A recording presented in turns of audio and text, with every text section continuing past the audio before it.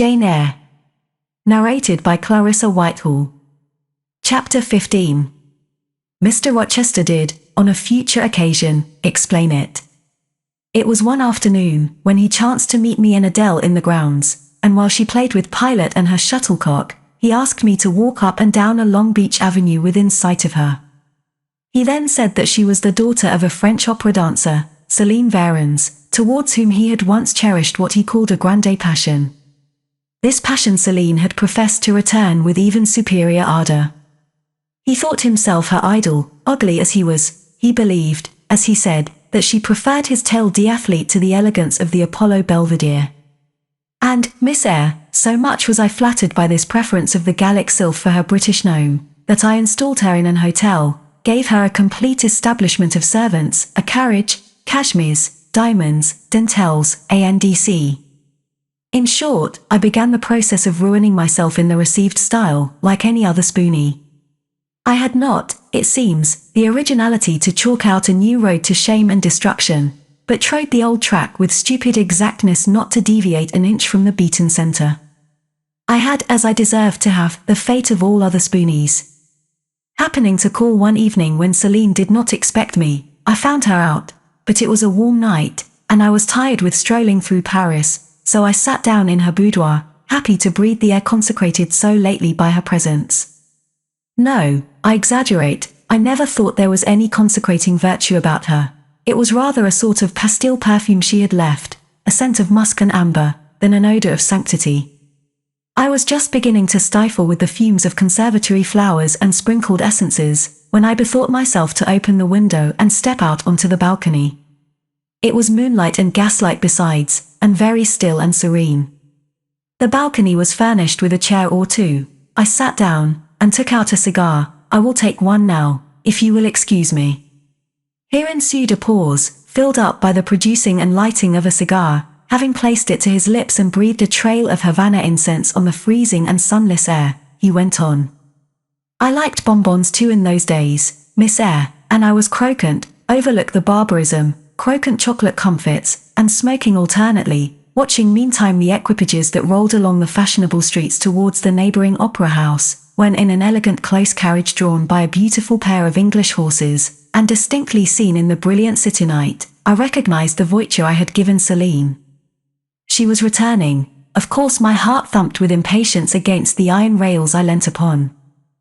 The carriage stopped, as I had expected, at the hotel door. My flame, that is the very word for an opera inamorata, alighted, though muffed in a cloak, an unnecessary encumbrance. By the by, on so warm a June evening I knew her instantly by her little foot, seen peeping from the skirt of her dress, as she skipped from the carriage step. Bending over the balcony, I was about to murmur Mon Ange in a tone, of course, which should be audible to the ear of love alone, when a figure jumped from the carriage after her, cloaked also, but that was a spurred heel which had rung on the pavement, and that was a hatted head which now passed under the arched porte-cochere of the hotel. You never felt jealousy, did you, Miss Eyre? Of course not. I need not ask you, because you never felt love. You have both sentiments yet to experience. Your soul sleeps, the shock is yet to be given which shall waken it. You think all existence lapses in as quiet a flow as that in which your youth has hitherto slid away. Floating on with closed eyes and muffled ears, you neither see the rocks bristling not far off in the bed of the flood, nor hear the breakers boil at their base. But I tell you, and you may mark my words, you will come some day to a craggy pass in the channel, where the whole of life's stream will be broken up into whirl and tumult, foam and noise. Either you will be dashed to atoms on crag points, or lifted up and borne on by some master wave into a calmer current, as I am now. I like this day, I like that sky of steel, I like the sternness and stillness of the world under this frost. I like Thornfield, its antiquity, its retirement, its old crow trees and thorn trees, its grey facade, and lines of dark windows reflecting that metal welkin, and yet how long have I abhorred the very thought of it, shunned it like a great plague house. How I do still abhor. He ground his teeth and was silent. He arrested his step and struck his boot against the hard ground. Some hated thought seemed to have him in its grip, and to hold him so tightly that he could not advance. We were ascending the avenue when he thus paused. The hall was before us. Lifting his eye to its battlements, he cast over them a glare such as I never saw before or since. Pain, shame, ire, impatience, disgust, detestation, seemed momentarily to hold a quivering conflict in the large pupil dilating under his ebon eyebrow. Wild was the wrestle which should be paramount, but another feeling rose and triumphed, something hard and cynical, self-willed and resolute. It settled his passion and petrified his countenance. He went on. During the moment I was silent, Miss Eyre, I was arranging a point with my destiny. She stood there, by that beech trunk, a hag like one of those who appeared to Macbeth on the heath of Forres. You like Thornfield, she said, lifting her finger, and then she wrote in the air a memento, which ran in lurid hieroglyphics all along the house front, between the upper and lower row of windows. Like it if you can. Like it if you dare. I will like it, said I dare like it, and, he subjoined moodily, I will keep my word, I will break obstacles to happiness, to goodness, yes, goodness. I wish to be a better man than I have been, than I am, as Job's Leviathan broke the spear, the dart, and the habergeon, hindrances which others count as iron and brass, I will esteem but straw and rotten wood. Adele here ran before him with her shuttlecock. Away, he cried harshly, keep at a distance, child, or go into Sophie. Continuing then to pursue his walk in silence, I ventured to recall him to the point whence he had abruptly diverged. Did you leave the balcony, sir? I asked, when M.D.L.E.M. Varens entered. I almost expected a rebuff for this hardly well-timed question, but, on the contrary, waking out of his scowling abstraction, he turned his eyes towards me, and the shade seemed to clear off his brow. Oh, I had forgotten Celine. Well, to resume. When I saw my charmer thus come in accompanied by a cavalier, I seemed to hear a hiss, and the green snake of jealousy, rising on undulating coils from the moonlit balcony, glided within my waistcoat, and ate its way in 2 minutes to my heart's core. Strange, he exclaimed, suddenly starting again from the point. Strange that I should choose you for the confidant of all this, young lady, passing strange that you should listen to me quietly, as if it were the most usual thing in the world for a man like me to tell stories of his opera mistresses to a quaint, inexperienced girl like you. But the last singularity explains the first, as I intimated once before. You, with your gravity, considerateness, and caution were made to be the recipient of secrets. Besides, I know what sort of a mind I have placed in communication with my own. I know it is one not liable to take infection. It is a peculiar mind, it is a unique one. Happily I do not mean to harm it, but, if I did, it would not take harm from me. The more you and I converse, the better, for while I cannot blight you, you may refresh me. After this digression he proceeded. I remained in the balcony. They will come to her boudoir, no doubt, thought I, let me prepare an ambush.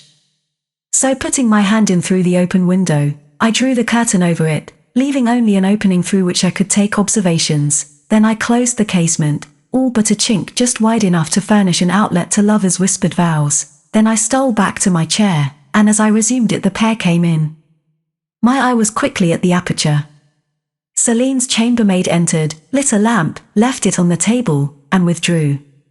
The couple were thus revealed to me clearly. Both removed their cloaks, and there was the Varens, shining in satin and jewels, my gifts of course, and there was her companion in an officer's uniform. And I knew him for a young roué of a vicomte, a brainless and vicious youth whom I had sometimes met in society, and had never thought of hating because I despised him so absolutely.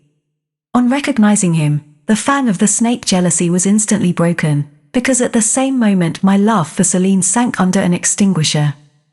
A woman who could betray me for such a rival was not worth contending for. She deserved only scorn, less, however, than I, who had been her dupe. They began to talk. Their conversation eased me completely. Frivolous, mercenary, heartless, and senseless, it was rather calculated to weary than enrage a listener. A card of mine lay on the table. This being perceived, brought my name under discussion. Neither of them possessed energy or wit to belabor me soundly, but they insulted me as coarsely as they could in their little way, especially Celine, who even waxed rather brilliant on my personal defects, deformities she termed them. Now it had been her custom to launch out into fervent admiration of what she called my beaut male, wherein she differed diametrically from you, who told me point blank, at the second interview, that you did not think me handsome. The contrast struck me at the time, and Adele here came running up again. Monsieur, John has just been to say that your agent has called and wishes to see you. Ah. In that case I must abridge. Opening the window, I walked in upon them, liberated Celine from my protection, gave her notice to vacate her hotel, offered her a purse for immediate exigencies, disregarded screams, hysterics, prayers, protestations, convulsions, made an appointment with the Vicomte for a meeting at the Bois de Boulogne. Next morning I had the pleasure of encountering him, left a bullet in one of his poor etiolated arms, feeble as the wing of a chicken in the pip, and then thought I had done with the whole crew. But unluckily the Varens, 6 months before, had given me this Fillette Adele, who, she affirmed, was my daughter, and perhaps she may be, though I see no proofs of such grim paternity written in her countenance. Pilot is more like me than she. Some years after I had broken with the mother, she abandoned her child, and ran away to Italy with a musician or singer. I acknowledged no natural claim on Adele's part to be supported by me, nor do I now acknowledge any, for I am not her father, but hearing that she was quite destitute, I took the poor thing out of the slime and mud of Paris, and transplanted it here, to grow up clean in the wholesome soil of an English country garden. Mrs. Fairfax found you to train it, but now you know that it is the illegitimate offspring of a French opera girl, you will perhaps think differently of your post and protégé. You will be coming to me some day with notice that you have found another place, that you beg me to look out for a new governess, ANDC. No, Adele is not answerable for either her mother's faults or yours. I have a regard for her, and now that I know she is, in a sense, parentless, forsaken by her mother and disowned by you, sir, I shall cling closer to her than before. How could I possibly prefer the spoilt pet of a wealthy family, who would hate her governess as a nuisance, to a lonely little orphan, who leans towards her as a friend? Oh, that is the light in which you view it. Well, I must go in now, and you too, it darkens. But I stayed out a few minutes longer with Adele, and Pilot ran a race with her, and played a game of battledore and shuttlecock. When we went in, and I had removed her bonnet and coat, I took her on my knee, kept her there an hour, allowing her to prattle as she liked, not rebuking even some little freedoms and trivialities into which she was apt to stray when much noticed, and which betrayed in her a superficiality of character, inherited probably from her mother, hardly congenial to an English mind. Still she had her merits, and I was disposed to appreciate all that was good in her to the utmost. I sought in her countenance and features a likeness to Mr. Rochester, but found none, no trait, no turn of expression announced relationship. It was a pity. If she could but have been proved to resemble him, he would have thought more of her. It was not till after I had withdrawn to my own chamber for the night, that I steadily reviewed the tale Mr. Rochester had told me. As he had said, there was probably nothing at all extraordinary in the substance of the narrative itself. A wealthy Englishman's passion for a French dancer, and her treachery to him, were everyday matters enough, no doubt, in society, but there was something decidedly strange in the paroxysm of emotion which had suddenly seized him when he was in the act of expressing the present contentment of his mood, and his newly revived pleasure in the old hall and its environs. I meditated wonderingly on this incident, but gradually quitting it, as I found it for the present inexplicable, I turned to the consideration of my master's manner to myself. The confidence he had thought fit to repose in me seemed a tribute to my discretion. I regarded and accepted it as such. His deportment had now for some weeks been more uniform towards me than at the first. I never seemed in his way. He did not take fits of chilling hauteur. When he met me unexpectedly, the encounter seemed welcome. He had always a word and sometimes a smile for me. When summoned by formal invitation to his presence, I was honored by a cordiality of reception that made me feel I really possessed the power to amuse him, and that these evening conferences were sought as much for his pleasure as for my benefit. I, indeed, talked comparatively little, but I heard him talk with relish. It was his nature to be communicative. He liked to open to a mind unacquainted with the world glimpses of its scenes and ways. I do not mean its corrupt scenes and wicked ways, but such as derived their interest from the great scale on which they were acted, the strange novelty by which they were characterized, and I had a keen delight in receiving the new ideas he offered, in imagining the new pictures he portrayed, and following him in thought through the new regions he disclosed, never startled or troubled by one noxious illusion. The ease of his manner freed me from painful restraint. The friendly frankness, as correct as cordial, with which he treated me, drew me to him. I felt at times as if he were my relation rather than my master, yet he was imperious sometimes still, but I did not mind that. I saw it was his way. So happy, so gratified did I become with this new interest added to life, that I ceased to pine after kindred. My thin crescent destiny seemed to enlarge, the blanks of existence were filled up, my bodily health improved, I gathered flesh and strength. And was Mr. Rochester now ugly in my eyes? No, reader, gratitude, and many associations, all pleasurable and genial, made his face the object I best liked to see. His presence in a room was more cheering than the brightest fire. Yet I had not forgotten his faults, indeed, I could not, for he brought them frequently before me. He was proud, sardonic, harsh to inferiority of every description. In my secret soul I knew that his great kindness to me was balanced by unjust severity to many others. He was moody, too, unaccountably so. I more than once, when sent for to read to him, found him sitting in his library alone, with his head bent on his folded arms, and, when he looked up, a morose, almost a malignant, scowl blackened his features. But I believed that his moodiness, his harshness, and his former faults of morality, I say former, for now he seemed corrected of them, had their source in some cruel cross of fate. I believed he was naturally a man of better tendencies, higher principles, and purer tastes than such as circumstances had developed, education instilled, or destiny encouraged. I thought there were excellent materials in him, though for the present they hung together somewhat spoiled and tangled. I cannot deny that I grieved for his grief, whatever that was, and would have given much to assuage it. Though I had now extinguished my candle and was laid down in bed, I could not sleep for thinking of his look when he paused in the avenue, and told how his destiny had risen up before him, and dared him to be happy at Thornfield. Why not? I asked myself. What alienates him from the house? Will he leave it again soon? Mrs. Fairfax said he seldom stayed here longer than a fortnight at a time, and he has now been resident 8 weeks. If he does go, the change will be doleful. Suppose he should be absent spring, summer, and autumn, how joyless sunshine and fine days will seem. I hardly know whether I had slept or not after this musing. At any rate, I started wide awake on hearing a vague murmur, peculiar and lugubrious, which sounded, I thought, just above me.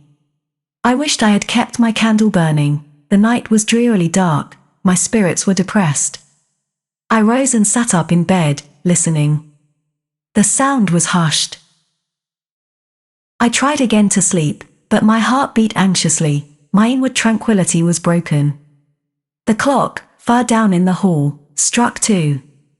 Just then it seemed my chamber door was touched, as if fingers had swept the panels in groping away along the dark gallery outside.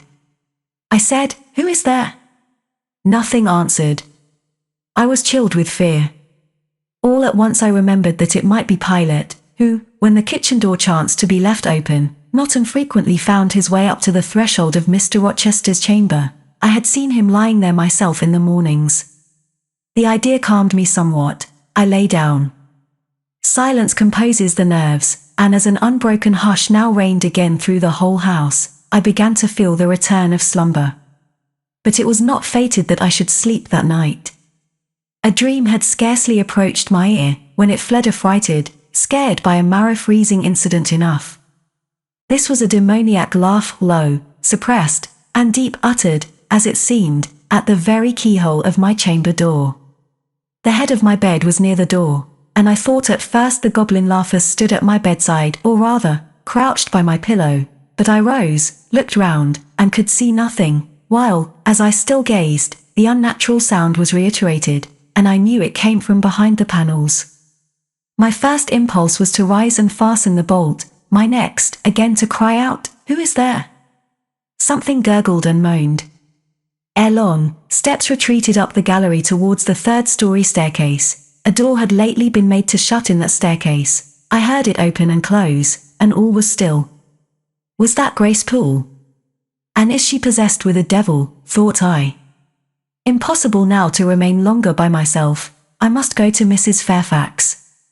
I hurried on my frock and a shawl, I withdrew the bolt and opened the door with a trembling hand. There was a candle burning just outside, and on the matting in the gallery.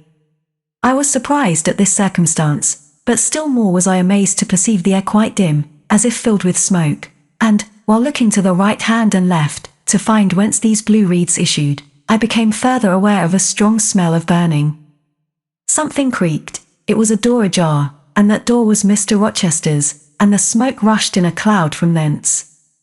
I thought no more of Mrs. Fairfax, I thought no more of Grace Poole, or the laugh.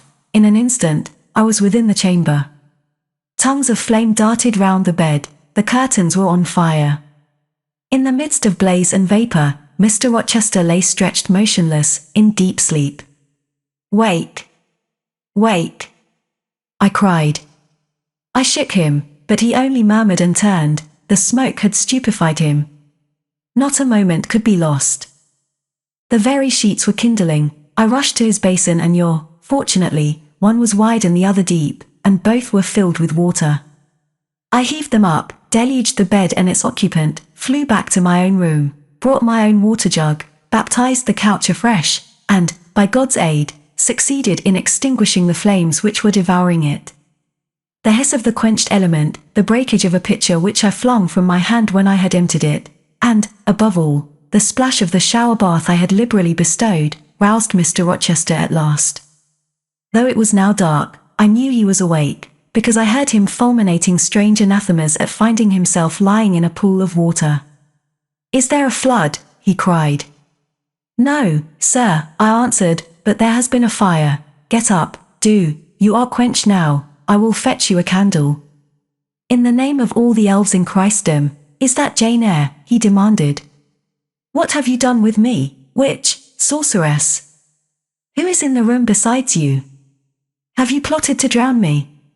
I will fetch you a candle, sir, and, in heaven's name, get up. Somebody has plotted something, you cannot too soon find out who and what it is. There. I am up now, but at your peril you fetch a candle yet. Wait 2 minutes till I get into some dry garments, if any dry there be. Yes, here is my dressing gown. Now run." I did run. I brought the candle which still remained in the gallery. He took it from my hand, held it up, and surveyed the bed, all blackened and scorched, the sheets drenched, the carpet round swimming in water. "What is it? And who did it?" he asked. I briefly related to him what had transpired, the strange laugh I had heard in the gallery, the step ascending to the 3rd story, the smoke, the smell of fire which had conducted me to his room, in what state I had found matters there, and how I had deluged him with all the water I could lay hands on. He listened very gravely. His face, as I went on, expressed more concern than astonishment. He did not immediately speak when I had concluded. "Shall I call Mrs. Fairfax?" I asked. "Mrs. Fairfax? No, what the deuce would you call her for? What can she do? Let her sleep unmolested. Then I will fetch Leah, and wake John and his wife." "Not at all, just be still. You have a shawl on. If you are not warm enough, you may take my cloak yonder, wrap it about you, and sit down in the armchair. There, I will put it on. Now place your feet on the stool, to keep them out of the wet. I am going to leave you a few minutes. I shall take the candle. Remain where you are till I return, be as still as a mouse. I must pay a visit to the 2nd story. Don't move, remember, or call anyone." He went. I watched the light withdraw. He passed up the gallery very softly, unclosed the staircase door with as little noise as possible, shut it after him, and the last ray vanished. I was left in total darkness. I listened for some noise, but heard nothing. A very long time elapsed. I grew weary. It was cold, in spite of the cloak, and then I did not see the use of staying, as I was not to rouse the house. I was on the point of risking Mr. Rochester's displeasure by disobeying his orders, when the light once more gleamed dimly on the gallery wall, and I heard his unshod feet tread the matting. I hope it is he, thought I, and not something worse. He re-entered, pale and very gloomy. I have found it all out, said he, setting his candle down on the washstand. It is as I thought. How, sir? He made no reply, but stood with his arms folded, looking on the ground. At the end of a few minutes he inquired in rather a peculiar tone. I forget whether you said you saw anything when you opened your chamber door. No, sir, only the candlestick on the ground. But you heard an odd laugh. You have heard that laugh before, I should think, or something like it.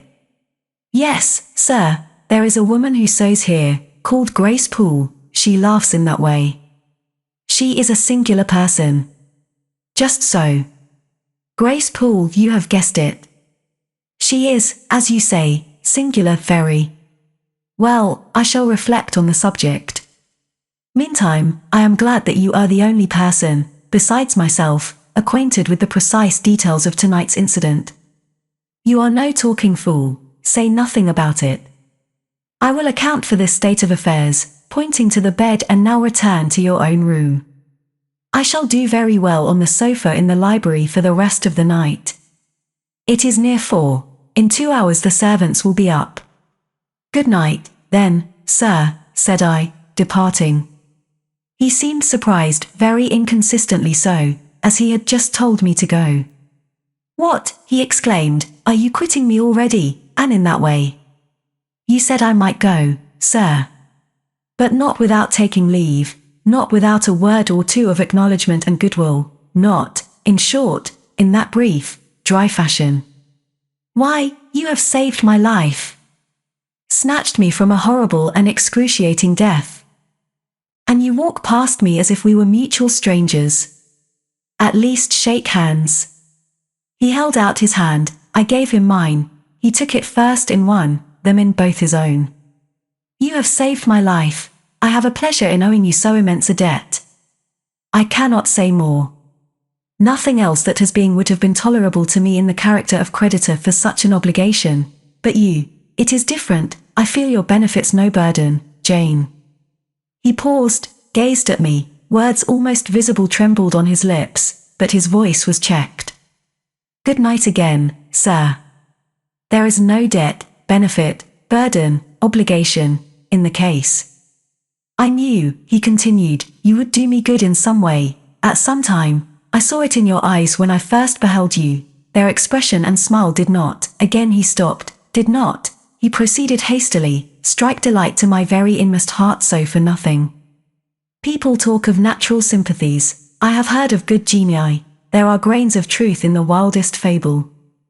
My cherished preserver, good night. Strange energy was in his voice, strange fire in his look. I am glad I happened to be awake, I said, and then I was going. What? You will go? I am cold, sir. Cold? Yes, and standing in a pool. Go, then, Jane, go. But he still retained my hand, and I could not free it. I bethought myself of an expedient. I think I hear Mrs. Fairfax move, sir, said I. Well, leave me, he relaxed his fingers, and I was gone.